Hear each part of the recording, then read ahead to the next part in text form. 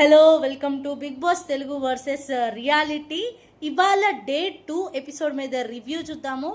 అట్లనే వాళ్ళు ఉన్న పాయింట్లో మనం ఉంటే ఎట్లాంటివి తీసుకుంటాము అనేది కూడా చూద్దాము. స్టార్టింగ్ విత్ సుమన్ శెట్టి గారు. యాజ్ యూజువల్ నిన్న నా రివ్యూస్ చూసుకున్నట్టయితే మీ అందరికీ తెలుసు, నేను చెప్పాను సుమన్ శెట్టి గారి పాత్ర కనిపించట్లేదు. Apart from the personal reason ఆ గేమ్లో యాక్టివ్గా అనిపించట్లేదు అని చెప్పాను. సేమ్ రీజన్తో హరీష్ గారు నామినేట్ చేయడం జరిగింది. Do you agree? నేనైతే కన్ఫర్మ్గా అగ్రీ చేస్తాను. సో మీరు అగ్రీ చేస్తారో లేదో వెయిట్ చేయండి. అలానే నెక్స్ట్ రీతూ చౌదరి వర్సెస్ తనుజ.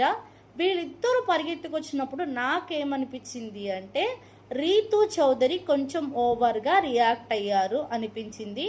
దెబ్బలు తగలడం చాలా సహజం గేమ్స్లో, కానీ అక్కడ ఆమె ఓవర్ రియాక్ట్ అయింది. ఓకే, తన భయం అయి ఉండొచ్చు, మనందరం కూడా దాన్ని రెస్పెక్ట్ ఇవ్వాలి.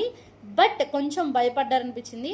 అదే దమ్ము శ్రీజ అగ్ని పరీక్షలో రోప్ టాస్క్లో ఆమె ఇన్స్టాగ్రామ్లో కూడా పెట్టారు, మీరు చెక్ చేయండి.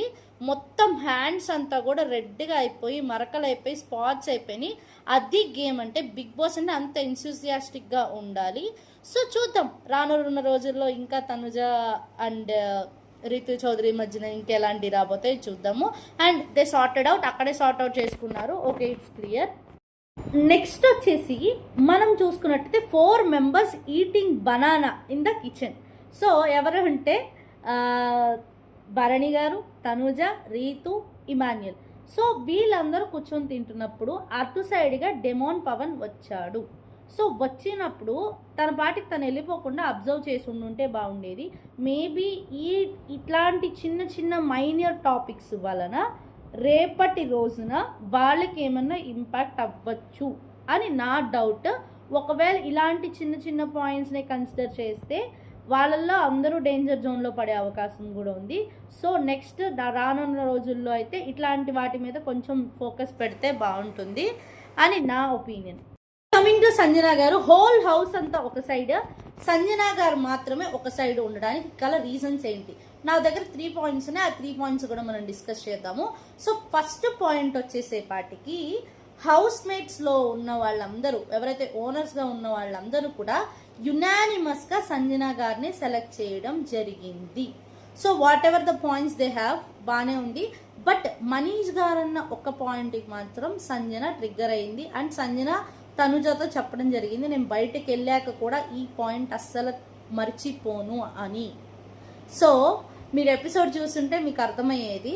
And coming to my opinion on Sanjana గారు, ఆమె ఇండస్ట్రీలో కొంచెం బాగా ఫేమస్ అయి ఉండొచ్చు, ఆమె బయట చాలా చూసి ఉండొచ్చు. కానీ మనందరం వాచ్ చేస్తున్నప్పుడు, మనందరం కామన్ పీపుల్ని వాళ్ళందరినీ వాచ్ చేస్తున్నప్పుడు ఆమె కొంచెం అబ్జర్వెంట్గా ఉండడం బెటర్.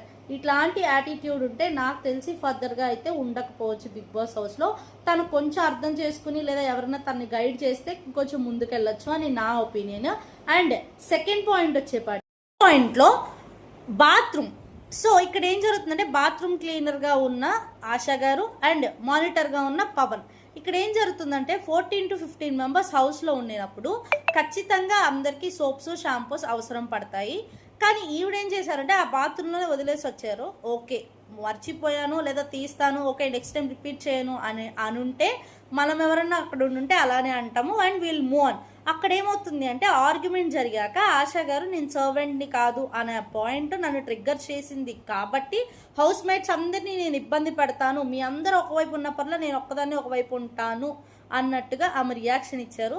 మొత్తం క్లియర్ అవుట్ అయిపోయాక కూడా తను అదే పాయింట్ చెప్పారు, ఆమె సర్వెంట్గా ఉంటాను నాకు అనే పాయింట్ నాకు నచ్చలేదు కాబట్టి నేను ఇంత రాద్ధాంతం చేశాను అని ఆమెడే ఒప్పుకున్నారు.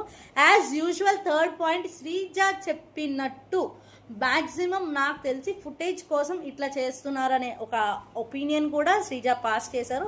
మేబీ కరెక్ట్ అయి ఉండొచ్చు, కానీ ఇంత చిన్న చిన్న వాటిల్లో ఫుటేజ్ తీసుకోవడం వల్ల ఆ ఇమేజ్ డ్యామేజ్ అవుతుంది తప్ప ఇంకా ఫర్దర్గా గ్రోత్ అయితే ఉండదు. నాకు తెలిసి హౌస్లో అయితే ఉండకపోవచ్చు. శ్రీజ చెప్పినప్పుడు మీరు ఫుటేజ్ కోసం ఇదంతా చేస్తున్నారని చెప్పినప్పుడు సంజన పక్కకు వచ్చేసి తన మీద బ్యాడ్గా మాట్లాడడం జరిగింది. ఏదైతే బ్యాక్ బిచ్చింగ్ అనే ఒక వర్డ్ని ప్రియా పాస్ చేసిన దాన్ని యాక్సెప్ట్ చెయ్యలేని ఆమె ఇప్పుడు ఇమాన్యుయల్తో కలిసి అదే మాట్లాడుతున్నారు. నాకు ఆమె నచ్చలేదు, ఆమెతో మాట్లాడుతుంటే నా డిగ్నిటీ పోతుంది అనిపిస్తుంది. మరి మీ అందరూ హౌస్లో ఉంటున్నారండి, మీ అందరూ హౌస్లో ఉంటున్నారంటే వాళ్ళతో కలిసి ఉండాలంటే మీ డిగ్నిటీ ఏమైంది?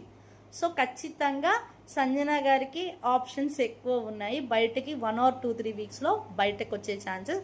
బట్ ఏదైతే జరిగిందో ఆమెను కంట్రోల్ చేసుకొని నేను ఒక హీరోయిన్ కాదు, బిగ్ బాస్ హౌస్లోకి వచ్చి ఒక కామనర్ని అని ఆలోచించి టాస్క్లు ఆడితే ఇంకా బాగుంటుంది. చూద్దాం ఫిజికల్గా కూడా ఎంత ఫిట్ అవుతారో చెక్ చేద్దాం.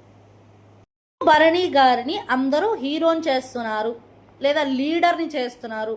నిన్న ఎపిసోడ్లో already మాట్లాడుకున్నట్టు Bharani garu house mates ఎవరైతే ఓనర్స్ ఉన్నారో వాళ్ళందరి మీద ఒకలాంటి కొన్ని జోక్స్ పాస్ ఆన్ చేస్తున్నారు అండ్ సేమ్ రిపీట్ చేస్తున్నారు.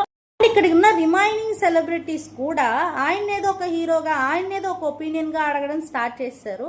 So there is something mislead. ఎందుకో హౌస్ని రూల్ చేయాలని భరణి గారు అనుకుంటున్నారేమో అనేది నా పాయింట్.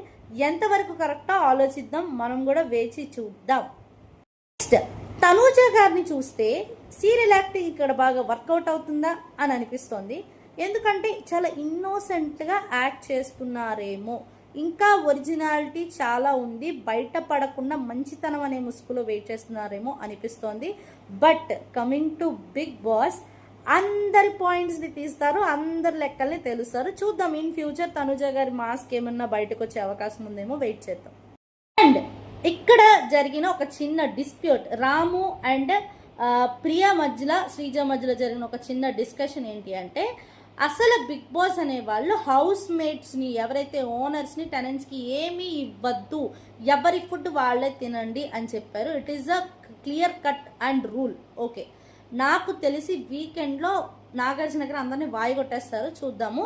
ఇక్కడ ప్రియా ఓకే అందరినీ తనని ఇంప్రెస్ చేయమంటుంది. ఇంప్రెస్ చేసినందుకు హౌస్ ఓనర్స్ అందరూ కలిపి హాట్ వాటర్ ఇవ్వడం, గ్రీన్ టీ ఇవ్వడం, ఇదంతా బాగుంది. బనానాస్ ఇస్తున్నారు, బిస్కెట్స్ ఇస్తున్నారు. బట్ వాళ్ళు ఫుడ్ తినే టైంలో అక్కడికి వెళ్ళి కూర్చొని ప్లేట్ పెడదామనే పాయింట్లో మనీష్ గారు కూడా వచ్చి ముందు మాట్లాడి వెళ్ళారు. బట్ ఆ పాయింట్లో రాము ఎందుకో కొంచెం ఓవర్గా రియాక్ట్ అయినట్టు అనిపించింది. దానికి ప్రియా ఏడవడం జరిగింది.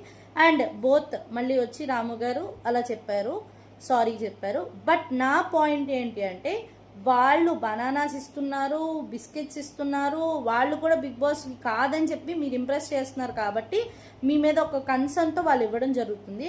అలాగే మీకు ఫుడ్ వచ్చినప్పుడు, ఎందుకంటే వాళ్ళకి ఇక్కడ ఫుడ్ నచ్చచ్చు నచ్చకపోవచ్చు, ఇది బయట నుంచి వచ్చింది కాబట్టి మీరు కూడా కొంచెం టేస్ట్కి ఇస్తే ఏమీ అరిగిపోదు అనేది నా పాయింట్. వేచి చూడాలి నాగార్జున గారు సాటర్డే ఎపిసోడ్లో ఎలాంటి పాయింట్స్ని తీసి వీళ్ళందరికీ వార్నింగ్ ఇస్తారో వెయిట్ చేయాలి. అండ్ నామినేషన్స్ మంచి జోరుగా జరుగుతున్నాయి. రేపటి ఎపిసోడ్లో నామినేషన్స్ అన్ని క్లియర్ అవుతాయి, రేపు మాట్లాడుకుందాం. Stay tune. అంతవరకు నా అప్డేట్స్ కోసం ఫాలో కొట్టేయండి నా పేజ్ని.